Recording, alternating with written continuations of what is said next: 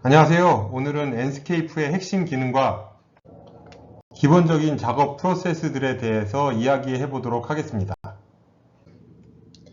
이 강의를 듣고 나면 여러분께서 지금 하고 계신 프로젝트와 연계해서 사용하실 수 있는 팁들이 많으니까요. 집중해서 시청하시면 도움이 되실 겁니다.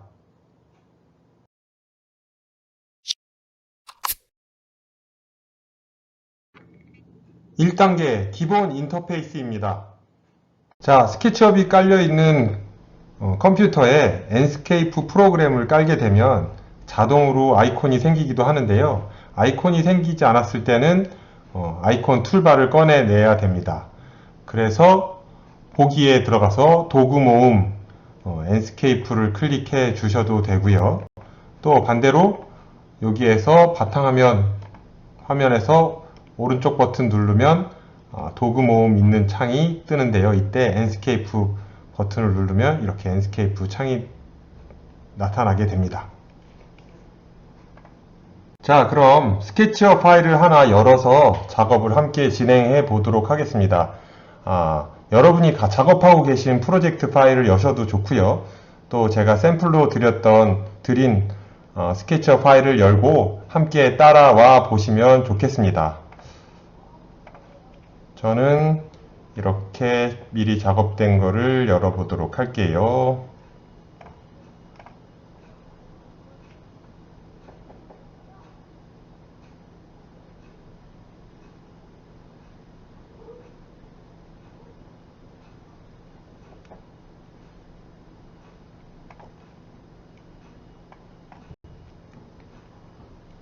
자, 열렸습니다. 그죠?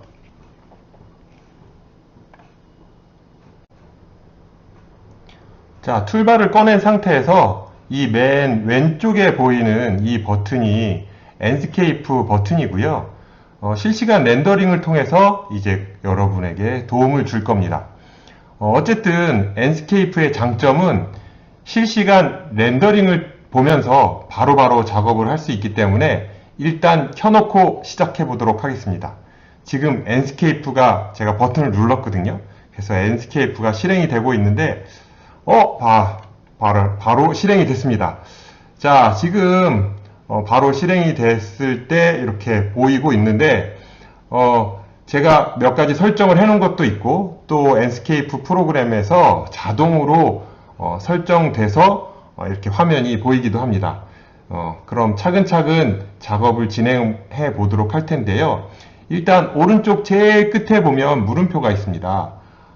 헬프 창인데 얘를 딱 눌러보면 마우스 컨트롤 하는 방법들이 나와 있습니다. 그리고 기본적인 enscape의 조작 방법을 설명해 주는데 여러분이 3D 모델링을 하면서 마우스 사용하는 것과 별반 차이가 없으니까 한번 쭉 보시면서 익히시면 도움이 될 것 같아요. 그리고 제가 작업 중간에도 설명드리는 거 있으니까 그냥 쭉 영상을 따라오시면 되겠습니다.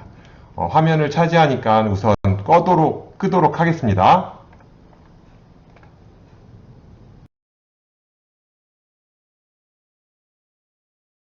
자, 그럼 일단 창을 반반씩 띄워주도록 할게요. 그래서 창을 선택한 다음에 윈도우 키 누르고 왼쪽 화살표, 그 다음에 요 enscape 화면에 가서는 선택하고 윈도우 키 오른쪽 화살표를 누르면 이렇게 반반 설정할 수 있습니다. 그래서 구도를 조금 맞춰 보시면 좋겠죠. 그래서 구도를 살짝 맞춰 보시면 이렇게 맞출 수 있습니다. 되게 비슷하게 나와 있는 것처럼 보이기는 하는데요. 수정될 부분들이 조금 있습니다. 그리고 지금 이 상태에서 시작을 하면 좋겠지만 안 그러신 경우도 있을 거예요. 그래서 그렇지 않은 경우에는 보시면 일단 스케치업을 작업하시면 요 씬 작업, 제가 장면 1이라고 해놨는데요. 요건 어떻게 하는 거냐 하면 제가 장면을 잡은 다음에 보기 들어가서 애니메이션 장면 추가 하면 장면 2가 생겼죠. 이런 식으로 장면을 잡아 놓고 작업하시면 좋습니다. 왜냐하면 여기 보시면 싱크로나이즈드 뷰라고 있습니다. 바로 이 기능 때문인데요. 그래서 이걸 딱 클릭하시게 되면 스케치업에서 조정하는 얘들이 같이 움직이기 때문에 훨씬 뷰를, 내가 여기서 스케치업에서 이렇게 움직이면 같이 움직이기 때문에 훨씬 더 뷰를 쉽게 잡을 수 있습니다. 물론 작업할 때 얘네들을 꼭 켜놓을 필요는 없습니다. 저희가 작업할 때는 항상 이렇게 완성되어 있는 뷰에서 스케일을 맞춰가면서 작업하기 때문이죠. 그렇기 때문에 만약 얘가 다른 방향에서 작업을 시작했다고 하더라도 싱크로나이즈드 뷰를 클릭하시고 스케치업에 저장되어 있는 씬을 클릭해 주시면 바로 여기서 작업을 하고 얘를 딱 누르면 제 컴퓨터가 좀 느린데요. 바로 이동하는 걸 보실 수 있습니다. 그래서 뷰는 이렇게 잡아주시면 좋고요.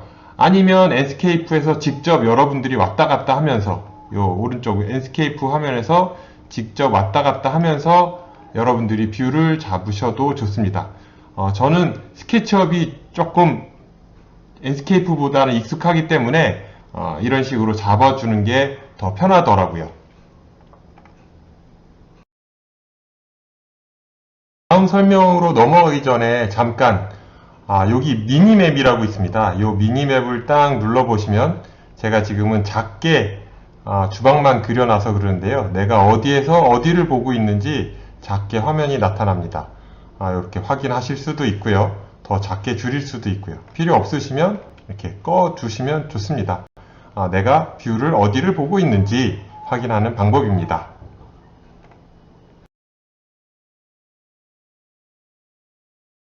다음은 비주얼 세팅과 렌더링 아웃풋입니다.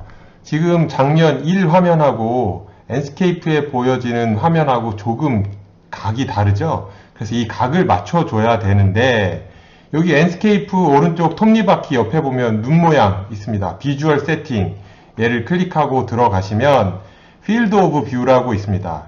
지금 활성화가 안 되어 있는데 여기 아까 우리가 뭘 눌렀냐 하면 왼쪽 스케치업에서 싱크로나이즈드 뷰를 눌러놨거든요. 얘를 클릭해서 해제를 하시면 필드 오브 뷰가 다시 활성화되는 것을 볼 수 있습니다.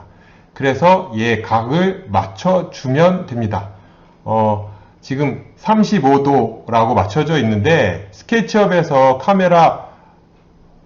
카메라에 들어가서 시야 각도를 클릭해 보시면 밑에 35도라고 되어 있거든요. 이 각도하고 여기 필드 오브 뷰에 35도를 맞춰 주시면 화면이 비슷해지는 걸 볼 수 있습니다. 볼까요?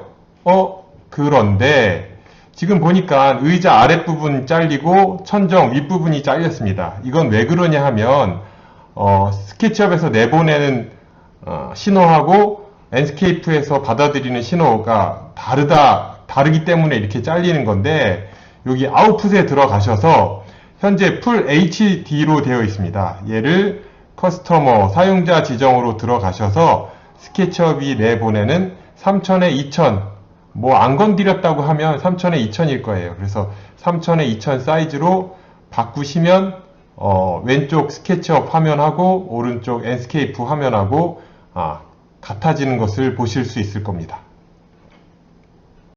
설정을 하셨다면 여기에서 세이프 프레임을 딱 눌러주시면 이렇게 바뀌는 걸 볼 수 있습니다. 그래서 거의 비슷하게 맞춰진 걸 보실 수 있습니다. 구도를 맞추셨다면 여기 상단에 가면 뷰 매니지먼트 클릭하고 들어가셔서 크리에이티브 뷰, 그러니까 엔스케이프의 뷰를 잡는다는 소리입니다. 크리에이티브 뷰를 클릭하셔서 이름 엔스케이프 씬 1 해서 생성을 하시면 이렇게 아까 장면 스케치업 파일 보시면 장면 1, 장면 2 있고요. 여기에 엔스케이프 씬 1이 생긴 걸 볼 수 있습니다. 물론 스케치업에서 장면 잡으셨다면 굳이 안 하셔도 되는데 그래도 나중을 위해서 한번 잡아 놓으시면 도움이 되실 겁니다.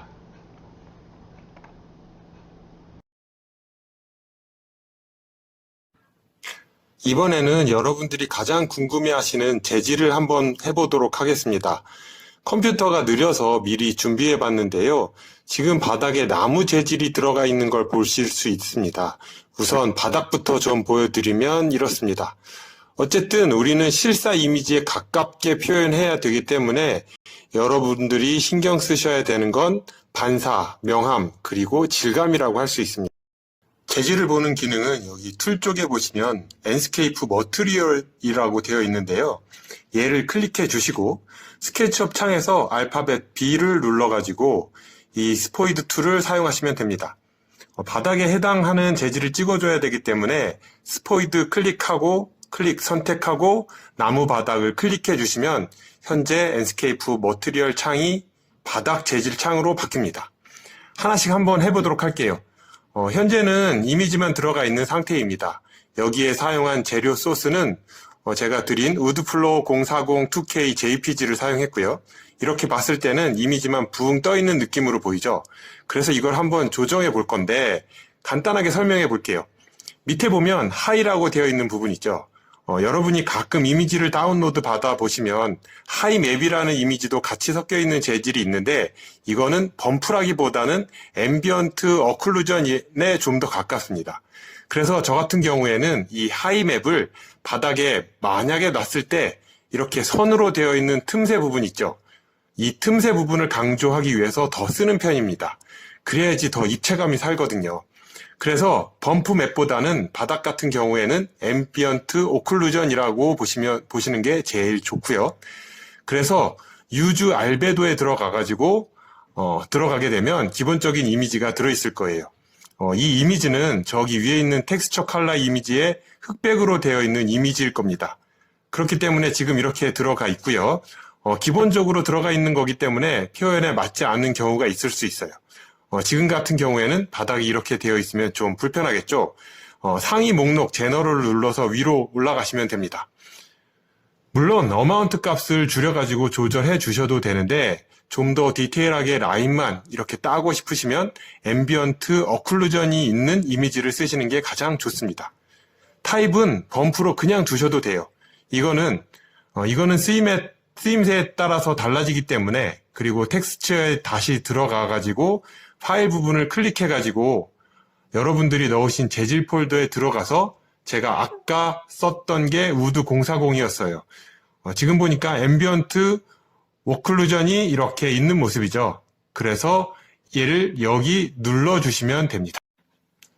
그럼 아까와는 모양이 다르게 라인만 이렇게 살아있는 형태로 들어가 있을 거예요. 이게 훨씬 더 자연스러울 겁니다. 그 다음에 다시 상위 목록으로 올라가야겠죠. 제너럴로 가서 그 다음에 어마운트는 여러분이 정해주시면 돼요. 이게 너무 세다고 해서 그렇게 좋은 효과를 보기는 어렵습니다. 픽셀이 깨질 수도 있고요. 해당 용도에 맞지 않을 수도 있거든요. 그렇기 때문에 조금만 주시는 게 가장 좋고요. 이게 0이 가운데고 마이너스로 갈수록 또 효과가 들어가는데 무늬가 반대 방향으로 들어가는 거 아실 수 있을 거예요. 그쵸? 그래서 플러스에서 살짝만 라인 이렇게 보일 정도로 저는 보통 주는 편입니다. 이런 식으로요.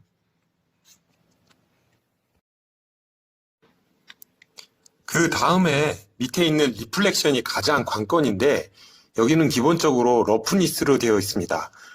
거칠다 뭐 이런 뜻이겠죠. 그래서 풀로 당겨져 있을 때 반사가 싹 사라진 형태를 보이고 있어요. 반사가 사라졌다기보다는 반사가 많이 약해진 걸 볼 수 있겠죠.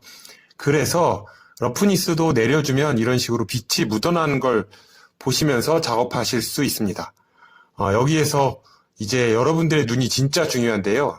어느 정도까지 바닥에 반사를 비춰야 자연스러운 형태를 유지할 수 있는가라는 각자 개인적인 기준이 세워져 있어야 됩니다. 그래서 너무 세도 말이 안 되는 거고 만약에 세면 물을 흘린 것처럼 보이기 때문에 어느 정도는 빛이 묻어나는데 햇빛이 막 이렇게 뭉개져서 퍼지는 형태로 보여야 좀 더 자연스러움을 느낄 수 있을 거예요. 그리고 밑에 보면은 텍스처가 있는데 얘네 같은 경우는 러프니스 이미지를 쓸 수 있어요. 들어가게 되면 지금 또 텍스처 기본 이미지만 들어가 있죠. 물론 저 컬러 이미지에 흑백으로 되어 있는 것만 집어넣었을 겁니다. 그래서 얘를 브라이트니스 왔다 갔다 하면서 조절할 수 있어요. 또 이미지가 들어간 경우에는 물론 이렇게 되면 결마다 반사가 되는 부분과 안 되는 부분으로 나뉘어져 있어서 좀 더 디테일한 형태를 만드실 수 있을 거고요. 그래서 이것도 나쁘지는 않으니 여러분들이 한번 테스트해 보시면서 작업하면 좋을 것 같습니다. 다시 제너럴 위로 올라가서 여기서 추가 반사를 더 주실 거라면 메탈릭을 쭉 올려주시면 됩니다. 메탈릭을 올려주시게 되면 지금 살짝 색깔이 인상을 쓰고 있는 모습이 보이죠? 이런 식으로 그래서 반사가 더 세지는 형태를 띠고 있어요. 그래서 이것도 한번 조절해 보시는 게 제일 좋아요. 어떤 형태가 자연스러운 형태인지, 그래서 러프니스만 조절하지 마시고 메탈릭도 조절하시면서 여러분들이 그 느낌을 찾아주셨으면 좋겠습니다. 근데 너무 조절하면 색깔을 잃어버릴 수도 있으니까 그거는 조심해 주시고요. 저는 색깔 잃어버리지 않는 범위 내에서 조절을 하고 있습니다. 그래서 이 정도만 해주면 될 것 같고, 스페큘러는 사실 이게 최소로 갔다가 최고로 갔다가 육안으로 보이는 차이점은 딱히 없습니다. 그래서 저는 얘를 보통 어떻게 쓰냐 하면요.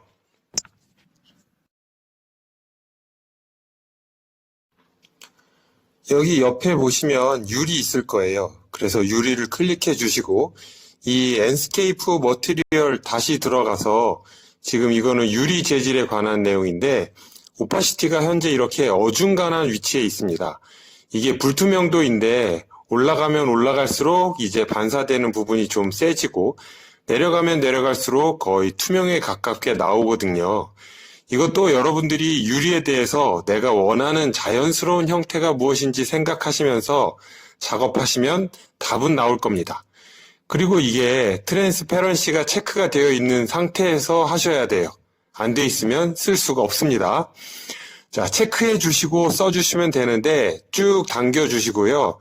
제가 말씀드리고 싶었던 거는 밑에 있는 이 스페큘러 러프니스하고 메탈릭은 올라갈 수가 없습니다. 왜냐하면 올라가면 유리의 반사가 빠져버려서 이게 유리가 있는지 없는지 알 수가 없게 돼버리거든요. 그렇기 때문에 쭉 빼주셔서 반사를 좀 내주시고 여기에서 이제 스페큘러의 진가가 나오는 것 같아요. 결론은 뭔가 좀 더 반사를 뚜렷하게 만들어주는 얘가 유리에 넣었을 때 스페큘러의 역할이라고 생각하면 됩니다. 이제 이것도 정도를 조절하는 게 좋을 것 같아요. 나중에 좀 더 알게 되면 그때 또 영상을 제작해 보도록 하겠습니다. 그리고 나무 재질 한번 했으니까 이번에는 이미지 안 들어가 있는 재질을 한번 해볼게요. 의자나 프레임인데 의자 프레임도 여러분들이 주의 깊게 보셔야 될 부분은 바로 이렇게 하얗게 하이라이트가 진 부분, 하이라이트가 진 반사가 들어가냐 안 들어가냐 하는 포인트입니다. 검은색이더라도 반사되는 부분들이 이렇게 들어가야 됩니다. 물론 모델링의 영향도 있는데요. 그렇기 때문에 컬러는 여러분들이 원하는 색상으로 넣어주시면 되고요. 러프니스가 반 정도 왔고요. 그 다음에 메탈릭은 거의 껐습니다. 왜냐하면 메탈릭이 올라가면 그 부분이 사라져 버려요. 반사가 너무 심해지기 때문에 그래서 이 부분은 거의 끈 상태로 작업을 했고요. 스페큘러는 반사의 최대치로 더 올려야 되기 때문에 여기서도 적용이 되는 모습이죠. 반사를 최대치로 딱 올려갖고 티가 나게 작업을 해줬습니다. 제가 육안으로 봤을 때는 효과가 있는 걸 그대로 말씀드렸기 때문에 이런 식으로 작업해 주시면 될 것 같습니다. 그리고 지금 벽이랑 천정도 보시면 반사가 이렇게 살짝 묻어나는 느낌을 좀 주고 있을 거예요. 그래서 그런 부분도 여러분들이 재질에서 체크해 주시면 좋을 것 같습니다. 그리고 테이블은 이렇게 맨들맨들하게 표현하실 수도 있는데 지금 같은 경우에는 하이맵에 디스플레이먼트라는 앱이 들어가 있어요. 이거는 제가 샘플로 드린 우드 048을 썼고요. 그래서 이 맵을 넣어가지고 이 어마운트를 왔다 갔다 하면서 강하게 주실 수도 있기는 하겠지만 또 너무 강하게 주면 이렇게 픽셀이 깨지는 모습이 보이실 거예요. 우리가 이런 걸 원하는 건 아니잖아요. 그래서 쭉 내렸을 때 이렇게 살짝 노이즈가 껴있는 형태로 막 빛이 왔다 갔다 하는 모습이 보여요. 저게 범프 값에 의해서 빛이 쪼개지는 현상입니다. 그래서 저런 부분들이 굉장히 고르게 되어 있을 때 멈춰주시는 게 좋습니다. 그래서 러프니스하고 메탈릭도 반사가 잘 묻어나게끔 해주셔서 조절을 해주시면 좋을 것 같아요. 그래서 이런 식으로 작업을 해주시면 되겠습니다.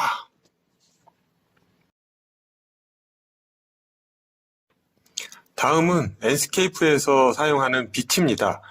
이번 시간 라이트는 인공광보다는 자연광을 설명하도록 하겠습니다. 스케치업 작업을 하다 보면 이렇게 V-Ray에서 사용되는 빛들이 자동으로 설치되는데요. 이 녀석들은 필요 없으니까 지워주시고요. 그 다음에는 온전히 enscape에서 작업을 해보도록 하겠습니다. 여기에서 U키를 누르면 여러분들이 햇빛을 조절할 수 있는데 UI를 조절해 주시면 됩니다. U를 누르시고 I를 누르시고 이런 식으로 조절할 수 있고요. 또 컨트롤을 누른 상태에서 U를 누르시고 I를 누르셔도 조절할 수가 있습니다.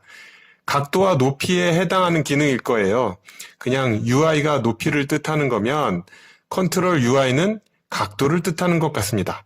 이런 식으로 해주시면 되는데 저는 자연광 말고 인공광을 설명하도록 하겠습니다. 햇빛에 대한 조절 기능은 Atmosphere Here라고 되어 있는 부분이 있는데 일루미네이션 안에 섀도우 샤프트니스가 그림자에 대한 경계선을 조절하는 기능일 거예요. 그래서 왔다 갔다 해보시면 이런 식으로 작업을 할 수 있습니다. 물론 해에 대한 그림자는 필요하기는 하지만 좀 더 리얼한 그런 빛을 만들어내기 위해서는 그림자 경계선이 거의 없는 게 훨씬 더 좋습니다. 그래서 얘는 조절하는데 한계가 있기 때문에 해는 쓰지 않는 편입니다. 그래서 브라이트니스트도 꺼버리고 라이트 스카이 얘는 끄셔도 상관없고 샤프니스트도 끄고 아티피셜 라이트 브라이트니스는 지금 뭐 인공광 켜져 있는 게 있나? 지금 인공광 켜져 있는 게 뒤쪽에 아마 있을 겁니다. 이거는 제가 이따가 나중에 확인해 보도록 할 거고요. 앰비언트 브라이트니스 이거는 일단 최대한 켜놨는데 좀 육안으로 봤을 때는 되게 이게 근소한 차이로 밝게 조절이 되는 게 보이실 거예요. 아마 살짝 밝게 처리가 된다고 생각하시면 됩니다. 내부까지. 그래서 저는 100 정도로 두는 편이고요. 그리고 포그는 저희 필요 없습니다. 이것도 꺼주시면 되고 밑에 보이는 윈드도 필요 없습니다. 투시도 찍을 건데 바람이 무슨 소용입니까? 그리고 여기 스카이로 들어가시면 여기가 이제 프라이젠의 소스 그리고 도움 라이트처럼 쓸 수 있는 스카이 박스 기능이 있는 곳이거든요. 근데 지금은 안 쓸 거니까 얘는 그냥 클리어로 해주시고요. 지금은 하늘이 없어서 만약에 쓰실 거라면 스카이 박스 누른 다음에 여기에다가 HDRI 이미지를 넣어주시고 쓰시면 됩니다. 로테이션도 있고 밝기 조절하는 것도 있습니다. 그래서 이것도 간단하게 해보실 수가 있을 거예요. 아무튼 저희는 클리어로 들어갔고 문, 달 사이즈 없죠? 클라우드 보이지도 않죠? 다 꺼주시면 됩니다. 그래서 거의 킨 게 없을 거예요. 이미지도 한번 볼까요? 이미지는 좀 중요한데 커렉션은 일단 냅두고 이펙트는 필요가 없어요. 렌즈 플레이어도 필요 없고 볼륨도 필요 없고 위네트도 필요 없고 크로매틱 어쩌고 저쩌고 얘는 글쎄 당기면 좀 흐려지는 효과가 좀 강해서 그냥 없애도록 하겠습니다. 그러면 빛을 잘 설정해 보도록 합시다.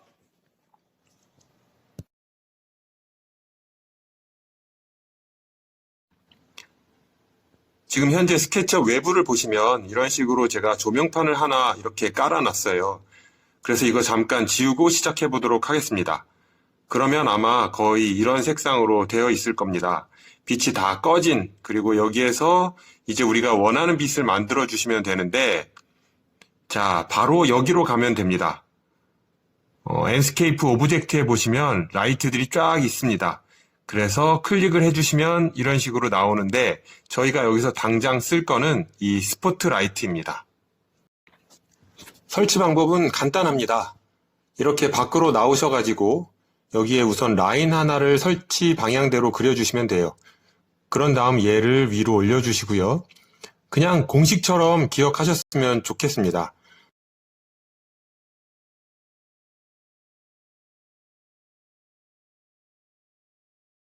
스포트라이트 클릭, 그 다음에 처음에 위치한 곳 클릭해 주시고요. 한 번 더 클릭을 해주세요. 그 다음에 방향을 잡을 거거든요. 방향을 잡아주시고 클릭. 한번 뺐다가 다시 그 자리에서 클릭. 이렇게 하면 빛이 나오는 걸 볼 수 있을 겁니다. 그럼 이제 빛을 선택할 때 이 enscape 오브젝트의 창은 해당 빛이 옵션으로 바뀝니다. 그래서 여기서 이제 조절을 해주시면 되는데 루미너스 인텐시티가 이제 밝기거든요. 저 밝기를 올리면은 이런 식으로 밝아지는 걸 보실 수 있습니다. 이거는 스포트라이트이기 때문에 이런 식으로 그림자가 세게 잡히는 모습이죠. 그리고 빔 앵글 같은 경우에는 이렇게 올리시면 전체가 이렇게 환해지는 걸 볼 수 있습니다. 그쵸? 어느 딱 한 지점만 잡고 싶으시면 이렇게 좁혀주시면 되는데요.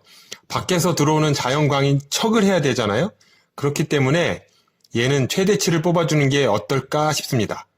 그리고 인텐시티는 좀 어느 정도 약하게 해주시고요.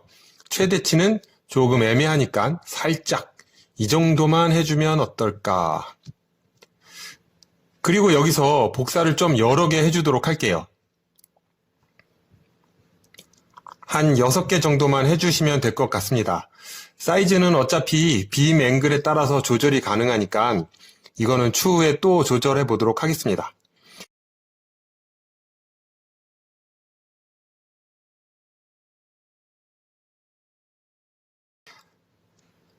자, 이런 식으로 판을 만들어 주시면 좋을 것 같아요. 그리고 판을 하나 더 깔아주죠. 그룹으로 묶어주시는 게 편할 겁니다. 만약 빛이 안쪽으로 잘 안 들어온다 싶으면 이런 식으로 만드셔도 좋을 것 같아요. 살짝 기울여서. 일단 색칠도 할 수 있습니다. B 눌러서 햇빛의 색깔이랑 최대한 비슷한 색의 이런 노르스름한 색으로 클릭을 해주시면 더 좋고요. 그 다음에 이 조명판은 너무 정면으로 해가지고 좀 이질감이 나오는데 살짝 이렇게 꺾어주도록 할게요. 조금만 더 뒤쪽으로 빼고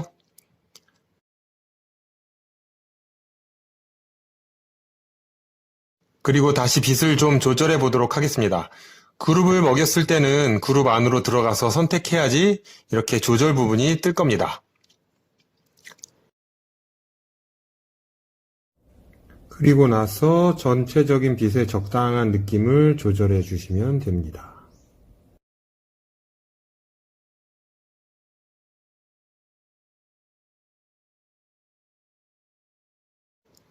조절이 됐으면 이제 최종 옵션으로 올려놓고 나머지 부분을 터치해 주시면 되는데요. 지금 이 상태에서는 이 최종 렌더링이 어떻게 나올지 알 수 없기 때문에 여기 비주얼 세팅을 보면 여러분이 렌더링 퀄리티를 조절하실 수 있을 거예요. 메인에 들어가시면 렌더링 퀄리티를 조절할 수 있고요. 처음에 제가 했던 거는 미디움으로 했었는데 왜냐하면 그래야지 컴퓨터가 버벅대지 않고 빠르게 돌아갈 수 있기 때문에. 근데 이제 쭉 올려서 울트라까지 올려주시면 됩니다. 이게 최종 렌더링을 뽑을 때 나오는 뷰일 거예요. 지금 보시면 안쪽까지 빛이 쓱 스며들어가 있는 게 보일 겁니다. 그 다음에는 여기 보시면 아웃라인이라는 부분이 있는데 아웃라인도 아마 없는 상태로 뽑는 것보다는 살짝 있는 걸로 뽑아주시면 디테일들이 조금 더 살아나서 이미지가 좀 더 고퀄리티로 보이는 것 같아. 제가 추천하는 값은 한 10에서 15 정도면 좋을 것 같습니다. 그러면 적당히 라인 자체가 녹아 들어간다? 뭐 그렇습니다. 그래서 이렇게 해주시면 되고요. 그 다음에 익스포저는 오토를 쓰셔도 되긴 하는데 직접 조절하실 거라면 끄시고 이렇게 조절해 주면 좋습니다.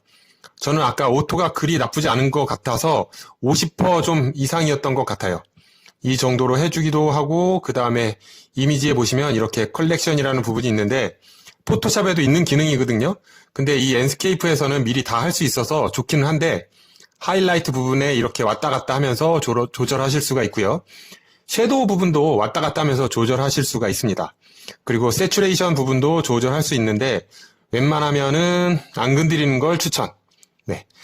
또 컬러 템퍼레이터는 지금 올라가면 올라갈수록 좀 서늘한 색상으로 되고요. 내려가면 내려갈수록 좀 따뜻한 색상으로 되는 걸 볼 수 있는데 이것도 여러분이 조절해 보시면 좋을 것 같습니다. 나머지는 이제 추가적으로 여러분들이 필요하다 싶은 부분 조절해 주시면 될 것 같습니다. 그 다음에 이제 아웃풋에 가시면 이미지 확장자를 바꿔주셔야 되는데 PNG도 좋은 확장자임에 분명합니다. 하지만 저는 PGA를 추천합니다. 왜냐하면 픽셀 고정이 되어 있기도 하고, 근데 정말 솔직히 말씀드리면 그렇게 육안으로는 차이가 없습니다. 그 다음에 이제 렌더링 버튼은 여기 보시면 스크린샷이라고 되어 있는데요. 이걸 클릭해 주시면 됩니다.